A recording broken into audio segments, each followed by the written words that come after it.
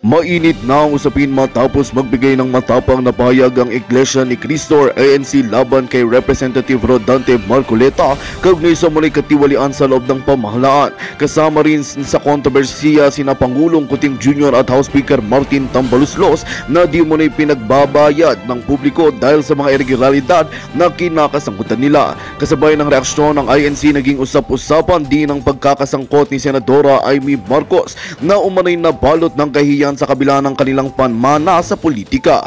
Ayon sa mga ulat, maraming Pilipino ang umaasang magbibigay siya ng linaw at maninindigan laban sa mga paratang sa administrasyon at sa kanyang sariling pamilya. Ang kanyang katahimikan ay nagdudulot ng dagdag na isyu sa reputasyon ng kanilang angkan, lalo na't patuloy ang pagsisiwalat ng mga aligasyon laban sa mga kapwa-opisyal sa gobyerno.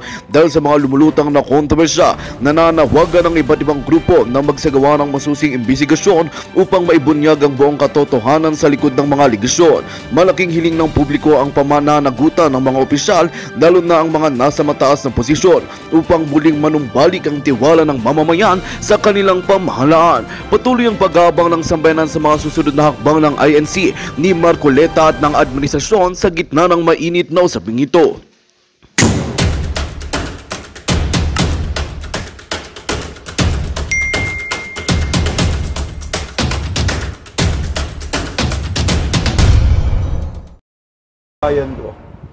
Alam nyo, matindi pala yung sinapit ni Kong Marcolita. Hindi lang pala iisang komite na tinanggal siya. Tindi guys eh. Yan ay siniwalat po yan ng Iglesia ni Cristo. Kaya nga ho, yung tanong ko dito, papalag na kaya ang Iglesia ni Cristo sa Kongreso kay Tambaluslos? Kasi hindi biro. Hindi 5, 6 daw eh. 5 komite, 6 daw na komite. Hello po, Rocho Kalimlim, Jim Ores, magandang gabi sa inyo, mabuhay po kayo. 6 na komite. Alam naman ho natin, itong si Kong Marcolita, INC ito at pinagkakatiwalaan ng INC. Ang tanong ho, hindi na po biro yung pambabraso at pangangawa kay Kong Marcolita. Di kaya magbigay ng mabigat na statement ang Iglesia ni Cristo dito? Ako po ay nagtatanong lang. Hello po, Anit de la Cruz. Mamaya pag-usapan po natin. Ito! Hindi matapos-tapos ang usapin patungkol sa impeachment laban ho kay Vice President Inday Sara Duterte. Kaya patuplok guys. Ayan, nagsalita si Tambaluslos at hugas kamay sa planong impeachment laban kay Vice President Inday Sara. Kaso, iba yung galawan nila. Iba yung galawan kaysa lumalabas sa kanilang mga bibig. Hindi naman siguro mga Pilipino, no?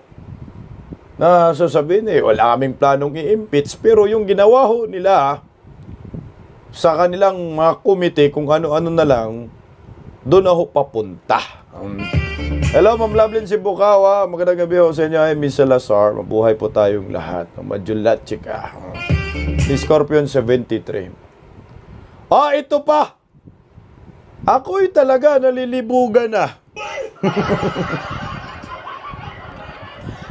Hindi ko na maintindihan ang Marcos admin. Isipin mo, kung saan merong bagyo, baha, walang ayuda.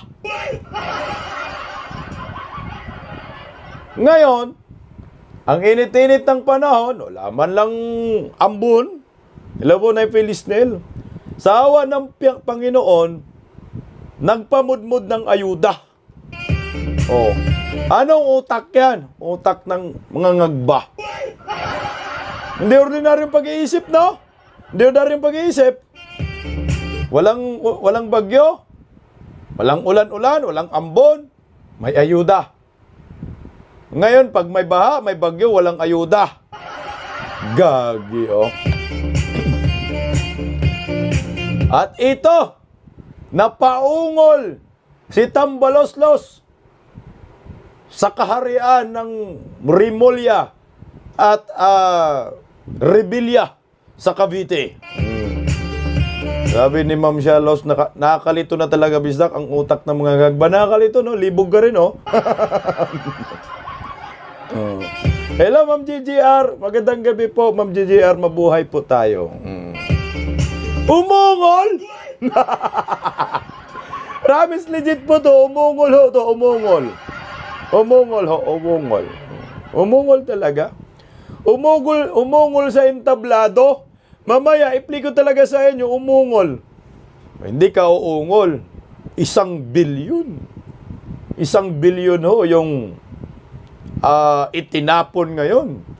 Itinapon sa kanilang mga bulsa. Sus po, Ginoo. 1 billion ha? Hindi pa kasama yung kupit. Kung 1 billion ho yan, hindi naman lahat yan nabibigay. 45 na nga po hatian ngayon. 45% eh. So siguro mga kalahating milyon. Swerte siguro. Kung may kalahating milyon, oh. Sabi ni Ma'am Love yun si Buka, grabe na talaga, sabi ni Yusi. Si Raulo daw si Marcos. Sabi ni Jim, magaling. Baka binangongot ng gising. 1 bilyon eh. 1 bilyon? Sipin nyo po yun. Nasaan yung audit nila nito, guys? Namigay, wala mang bagyo. Ubos ang pira, animal. Pag magbayag-bagyo, walang ayuda. Ito na yung hinahanap ng maraming Pilipino. Ang pakana ng bagong Pilipinas, bangag ang mukha. Walang prinsipyo at walang salita. Ma'am Emelita Bryant, maraming salamat sa pakulay. Siya si Bongbong Marcos babangag. Diba hinahanap natin yan? Maraming salamat, Ma'am Emelita Bryant, sa pakulay. Animal naman talaga nagpakita. Nagpakita si Andrew E. Alam nyo, saan nagpakita? Siyempre, sumasama sa mga buhaya. Pero malay natin, kasi pira-pira man. Pira-pira lang yan si Andrew E. Pero, nag-perform. No? Sabi ni Kit, may salita daw, pero wala sa gawa, puro ngawa. Hello, John Hard, dyan sa Hello, Ate Charilo. Pataplok nga, guys. Nagulat ako, nag-perform. Hindi ba siya kinikilabutan sa mga ginagawa nito ni... Hoy, Andre, umayos ka nga, Nimal, oh. Gandang gabi po sa inyo, Mike Travelers. Inabol ng mga taga-Cavite. Akala ko nga si Marie yung humabol. Sabi ni Jim, magaling, di ba kay Inday siya nag-suporta service? Kay Inday. Pero magulat ka, humarap sa entablado, sa Cavite, mukhang kasama na ho talaga siya. May pira man kasi. Diyan sa ginagawa nila ni Tambalusos, may pira yan. Sama-sama na ho ito. Si Andro. My God. Ito, patuplok guys. Unahin po muna natin. Anit de la Cruz, salamat sa pakulay. Tuplok nga guys. Para masaya ang ating pagsasama ngayong gabi. Pakinggan po muna natin itong isiniwalat ng INC sa kanilang programa. Itong tungkol kay Kong Marcolita. Kaya nga ho, ako po patanong yan. INC papalag na ba? Hello po, Marley Peach. Magandang gabi sa inyo. Papalag na ba ang INC? Kasi ako, para sa akin, kung akong INC, itong siniwalat po ng INC ngayon, nila po sa Ravina and Family, sila po mismo nag-confirm. At si Kong Marcolita, isipin mo yung 6 na committee. 6 daw eh. Tinanggal talaga siya. Pag tinanggal ka, ibig sabihin, ang masaklap nga tinanggal sa pagiging opisyal, tinanggal pa sa pagiging membro. Ang labas dyan, napakagaling man ito na kongresista si Kong Marcolita, nakikipaglaban lamang sa prinsipyo niya, nagmistulang ordinaryong kongresista na lang itong si Kong Marcolita ngayon dahil sa ginawa ng mga alipuris ng mga tambaluslos, na ito sa Kongreso. Kung ako ay INC, mukhang magalit ako. Wala namang masama na ginawa itong si Kong Marcolita sa kanila. Pakinggan po natin ang balitang ito. Ang latest po kay Kong Dante Marcolita, may kumpirmasyon na po siya. Ayan na. Hindi na po natin nahintay na umabot pa sa araw ng bukas. Kinumpirma na po niya. Okay. Shalos, maraming salamat sa pakulay. Ito Galing po mismo ito sa INC ha. Kinumpirma na daw. O ito, pakinggan po natin. Na tinanggalan siya ng mga Tinanggalan na po siya ng mga, wala pong kinalaman sa pagtakbo, no ha? Oo. Kinumpirma po na tinanggalan talaga siya ng mga komite na dati hinahawakan po niya. Diba, no, isang araw ay tinanggal sa kanya pagiging chairman o vice chairman ng House Committee on Good Government. Oo. Ito yung katumbas ng Blue Ribbon Committee ng Senado Nelson eh. Yes. Diba? At kagabi gabi na. Gabi na pala ito nangyari, kaya pala halos walang nakapagbalita ng tungkol sa bagay na ito. Pero tinext ko si Kong Dante, Kong, totoo ba ito?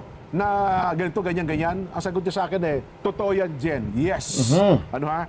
Ano po ba yung komite na mga tinanggal at inalis na po ang pagiging opisyal at miyembro ni Kong Dante? Kasi parang dating ngayon, Nelson, di ba? Oo. Kung ikaw ay tinanggal na vice chairman, kasi yun nga ang dinidebate ni Kong Dante, pag tinanggal ba akong opisyal, automatic ba tanggal na rin ako miyembro? Magkaiba naman ang miyembro at ang magiging Yun na opisyal, nga. di ba? Oo. Para ayan sa eskwelahan yan eh. Oo nga. Kung tinanggal mo akong sergeant at arms, Oo, ibig sabihin, hindi na ako estudyante? hindi na tayo magkakaklase ba? Ganun ba ibig sabihin? May katwiran. Okay, alam mo, ang ganda ng sinasabi ng INC ha. Pero si Chua, magandang gabi ho sa inyo, Rosario Borsat. Maraming salamat sa inyo, Rosana del Rosario. Maganda yung luhika na yun ha. Bakit ba pag tinanggal ho ako bilang isang opisyal, tanggal na rin ba ako pagiging membro?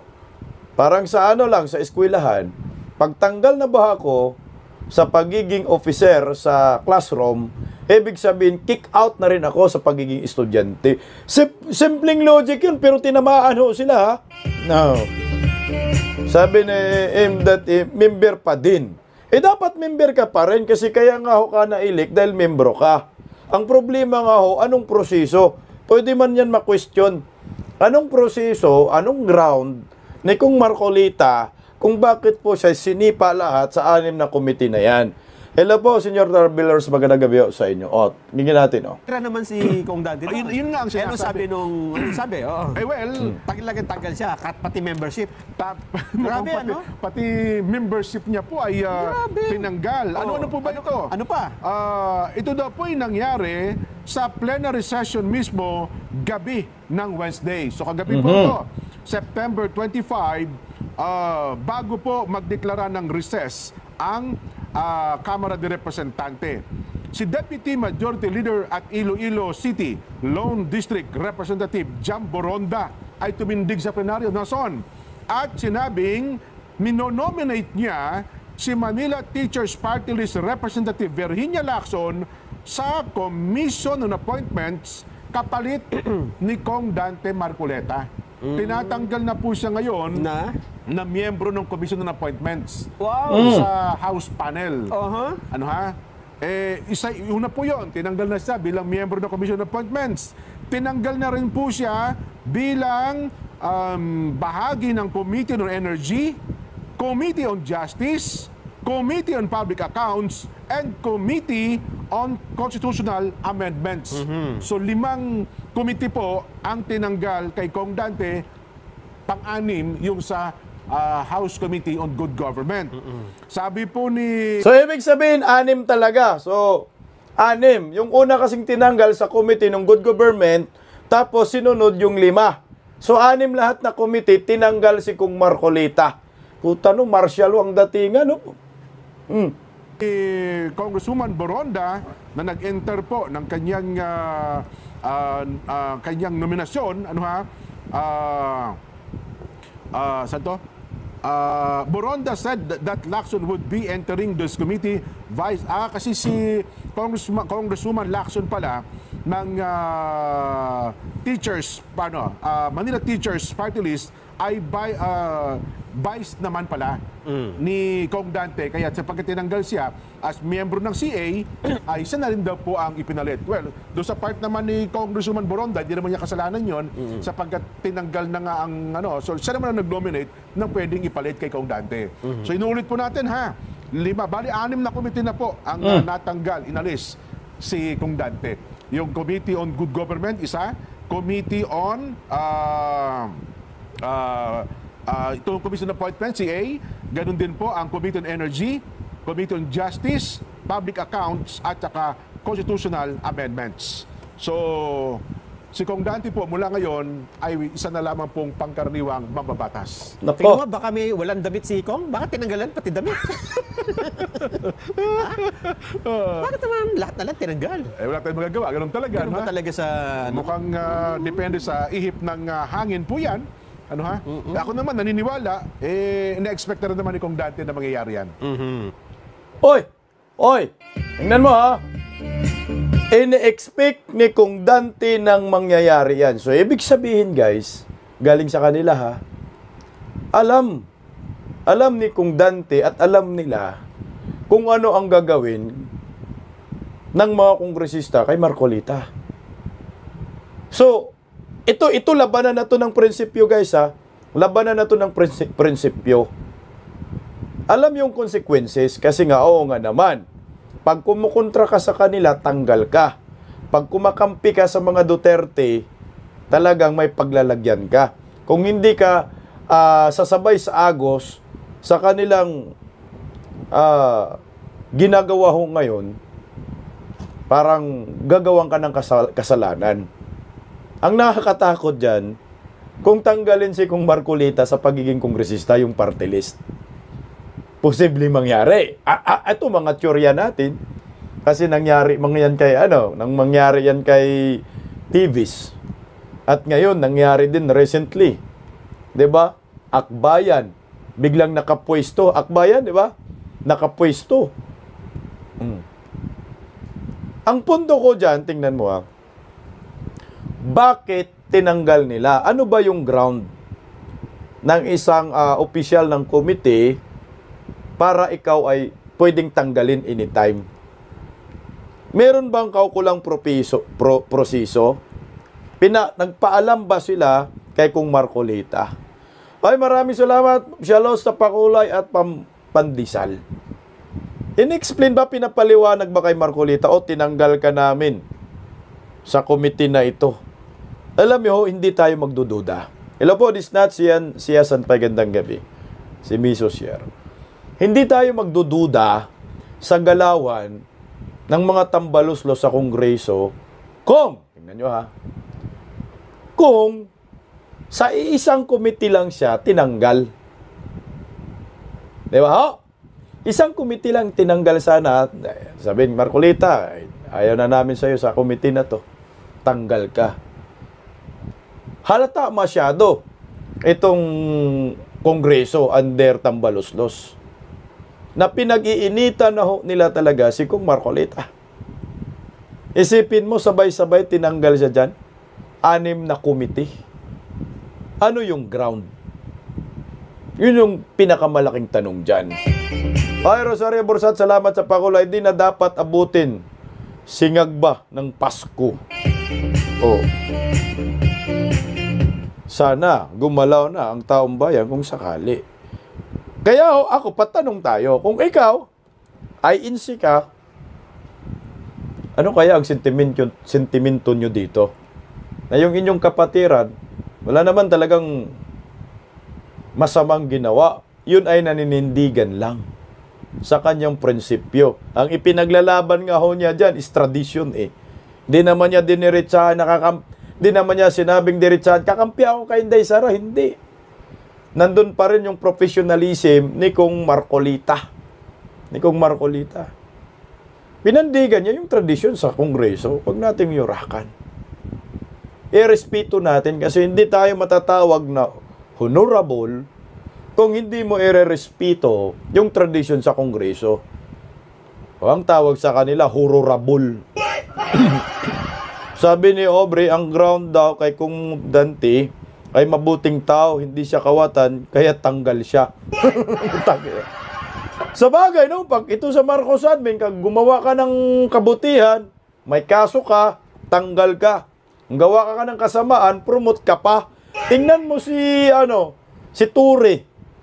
Grabe mang karasang ginawa sa KOJC, di ba? Sa Davao. Grabing human rights violation. Anong ginawa? Prinomote, putang ina, bangag talaga. No? Sabi ni Adswar, isa ang kumukumpas sa mga buhaya, ang tambaluslos. Pero ang isiniwalat po ni Vice President Inday Sara na Yung amo ni Trillanes, amo ni Hontiveros, amo ni Franz Castro, iisa lang. Pero si Castro hindi direkta sa amo ni Veros at amo ni Trillanes.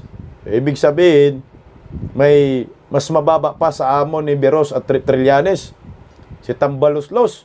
Direkta man si Franz kay Tambaluslos. Si Palaka, yung pinaka makapangyarihan talaga ngayon, si Palaka. Sabi ni Mr. Paricoy, maski po si Kong Dante, hindi alam kung bakit siya tinanggal. O isipin mo, parang ano lang man yan, parang sa trabaho lang. Sa trabaho lang yan. Hello, magandang gabi po, Evelyn Tan. Parang ikaw, empleyado ka. Oh, bakit ka tatanggalin sa isang kumpanya? Anong ground mo? Bakit ay sisipain ka ng isang kumpanya pinagtatrabahuan mo? Di ba latagan ka, papatawag ka sa HR. O ito, ikaw ay tanggal ka na sa trabaho, pero hindi ka automatic tanggal. Meron pang mga ano yan, verbal warning, di ba? Verbal warning, pagkatapos written warning, pagkatapos suspension, pag umulit muli, sipa ka na talaga. Yun yung tawag na proseso, due process. So yung ginawa kay Kong Marcolita, walang due process. Ito ay talagang bunga lang ng kasamaan ng mga nasa Kongreso ngayon. Hello po, Nilda. Kasi nga ito, alam nila na matalino si Kong Marcolita. Alam nila na maprinsipyo si Kong Marcolita. At lalong alam nila na si Kong Marcolita ay supporter talaga ng mga Duterte. INC man yan eh. Ang INC, Duterte naman talaga yung INC. Biglang ano lang talaga ngayon, nagsanipwersa ang Marcos nakaraan. So ngayon, lumalabas, sinusungag na ngayon ng Kongreso ang INC. Para sa akin, naturya lang ha. Pwede ako magkamali, pwede rin tatama. Nasa inyo kung naniniwala kayo sa akin, mga INC. Pero itong nangyayari ngayon, ang liwanag na ito guys, sinusungag na. Kasi kung may respeto si Tambaluslos kay Kong Marcolita sa INC na nakatulong sa kanila, na wala namang ginawang masama itong si Kong Marcolita, ay putang ina, hindi dapat ito tinatanggal. Hindi dapat ito tinatanggal sa 6 na komite. 6 na komite is 6 na komite. Anong klaseng tao sila? Talagang malademonyo. Sabi ni Elisa Saguno, delikado susunod na ang INC. Wala tayong hindi natin alam. Kasi nga, ang utak kasi ng mga bangag-bangag talaga yan, na wild ang mga yan. Hello Ma'am GGR, Kong Dante Marcolita run for Senate para mangatog ang mga itlog ng mga animal sa Congress. Panalo yan si Kong Marcolita. Ang mga adictos benedictos kasi ganito yun. Tingin mo ginawa nila sa KOJC, sa mga Duterte. Posibleng mangyari yan sa ibang religious sector.